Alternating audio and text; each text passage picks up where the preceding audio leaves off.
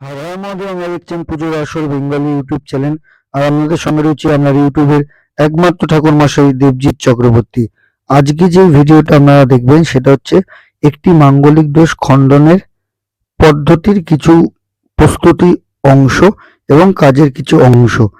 কিন্তু আজকের যে মাঙ্গলিক দোষটি আমরা খণ্ডন করতে গেছিলাম, সেই মাঙ্গলিক দোষটি একটি বিশেষ ব্যাপার রয়েছে। সেটা হচ্ছে এটি দ্বাদশ ঘর, অর্থাৎ 12 নম্বর ঘর, সর্বশেষ ঘরের যে মাঙ্গলিক দোষ রয়েছে সেই দোষ খণ্ডনের পদ্ধতি এটা বলতে পারেন। কারণ এই দোষের যে জাতিকার এই দোষটি ছিল, সেই জাতিকার শুধুমাত্র মাঙ্গলিক দোষ ছিল, এটা যেমন ব্যাপার। তার পাশাপাশি আমরা অনেকেই শুনেছি যে অনেকে ক্ষতি করে, বিশেষ করে গ্রাম অঞ্চলে কম বেশিরভাগ নরনারীকে এরকম ক্ষতি করে বিভিন্ন মাধ্যমে, টুকটাক হোক বা অন্যান্য পদ্ধতির মাধ্যমে, বান মারা হোক, যেগুলো আমরা বলি ভালোবাসায়, সেইভাবে ক্ষতি করে। এই কর্মটি করতে গিয়ে আমরা সেই ক্ষতির কিছুটা আঁচ পেয়েছিলাম, কারণ তার বাইরে থেকে বলা হয়েছিল যে এরকম কিছু করা হয়েছে, কিন্তু আমরা কেউই বিশ্বাস করিনি। কারণ আমরা এরকম কর্ম সেইভাবে আমরা খুব একটা করে উঠিনি, কিন্তু মাঙ্গলিক দোষে করে উঠিনি। অন্যান্য কর্মে এই ধরনের কর্ম আমরা দেখেছি বা করেছি, কিন্তু মাঙ্গলিক কর্ম করতে গিয়ে এরকম ব্যাপার আমরা কোনোদিন দেখিনি। তারপরে যখন আমরা কাজটি শুরু করলাম, তখন পদে পদে বুঝতে পারলাম যে মেয়েটাকে কিরকম ভাবে ক্ষতি করা হয়েছে। এবং মেয়েটির মা আমাদের কাজ করার মাঝখানেই জিজ্ঞেস করলো যে আমার মেয়েটাকে পুরো শেষ করে দিয়েছে, তাই না ঠাকুরমশাই? আমরা ঠিকই বুঝতে পেরেছি যে মেয়েটাকে অনেকটাই ক্ষতি করেছেন বিভিন্ন দিক থেকে। যারা এই ধরনের কর্ম করেন তারা কিন্তু নিজেদেরও ক্ষতি হবে এটা জেনেও তারা করতে থাকেন, আর আমরা কি সুন্দর সেগুলোকে মেনে নিই। তাই এই পদ্ধতি করতে গিয়ে আমরা বুঝেছি অনেক জায়গায়, কারণ আমরা যেই কর্ম করতে গিয়ে বিভিন্ন আঁচ পেয়েছি।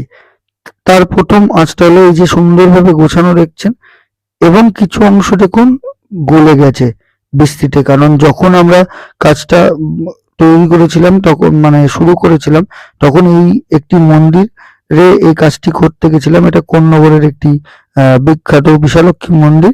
এখানে কাজটা যখন আমরা করলাম গুছিয়ে, তখন কোনো রকম বৃষ্টি হচ্ছে না যখন আমরা গোছাচ্ছিলাম।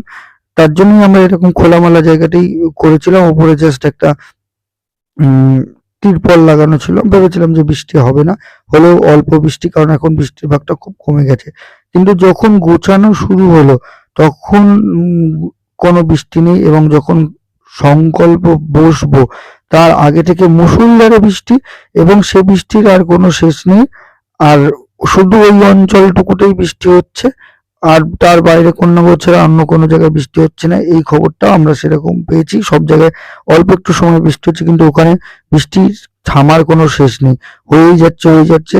আমরা খানিকক্ষণ দেখে শুরু করলাম কর্ম করছি, বৃষ্টি হয়েই যাচ্ছে অযোধ্যায়। দেখতেই পাচ্ছেন চারদিক যেমন ভিজে গেছে। দেখুন, আমরা বালি দিয়ে কিছুটা জল আটকানোর চেষ্টা করেছি, জলের অংশ আপনারা দেখতে পাচ্ছেন। এইটা একটা বিষয় গেল। তারপরে বিভিন্ন কর্মের ক্ষেত্রে দেখুন, বগলামুখীর পুজো যিনি করছিলেন, সেই বগলামুখীর পুজো, যেই বগলামুখীর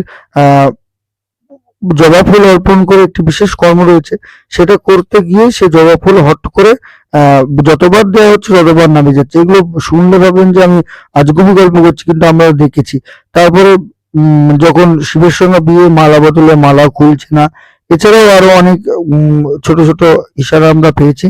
এবং সর্বশেষ যেই পদ্ধতিটা হয়েছিল সেটা হচ্ছে হোমে আগুন কোনো মতেই জ্বলছিল না, একাধিক কর্পূর দেওয়াতেও কোনো মতেই জ্বলার চেষ্টা করছিল না, কিন্তু তারপরে হোম জ্বলেছে। এবং যখনই আমাদের বিয়ে কর্মটি সম্পূর্ণ হয়েছে, যে বিয়ে কর্মটির অংশ এখন দেখছেন, তারপর থেকে কিন্তু বৃষ্টিটা কমে যায় এবং তারপরে আমরা হোম শুরু করি। তাহলে এটাও একটা অভিজ্ঞতা হলো। আমাদের বাড়িতেও যদি এরকম মাঙ্গলিক দোষ খণ্ডন করতে পদ্ধতি, যদি যে ঘরেই মাঙ্গলিক দোষ হোক, এক একটা ঘরে এক একটা, আমাদের কন্ট্যাক্ট করতে পারেন। কন্ট্যাক্ট নাম্বার যাচ্ছে স্ক্রিনে। আমরা অবশ্যই সেইভাবে সুন্দরভাবে আপনাদের বাড়িতে গিয়ে মাঙ্গলিক দোষ খণ্ডন করে আসবো। এই হচ্ছে আজকের ভিডিওর বিষয় ছিল। ভিডিও যদি ভালো লাগে লাইক করুন, কমেন্ট করুন, শেয়ার করে সাবস্ক্রাইব করে বেল নোটিফিকেশন করবেন। পুজো আসর বেঙ্গল ইউটিউব চ্যানেলের সঙ্গে থাকবেন, কারণ এই ধরনের কর্মগুলো যারা পারদর্শী তাদেরকে দিয়ে কাটানোর চেষ্টা করবেন। পুজো পদ্ধতির মাধ্যমে কাটানোটা শ্রেয় এবং ফল তাড়াতাড়ি পাওয়া যায়। সবাই ভালো থাকবেন, সুস্থ থাকবেন, পুজো আর্চা করতে থাকবেন। নমস্কার।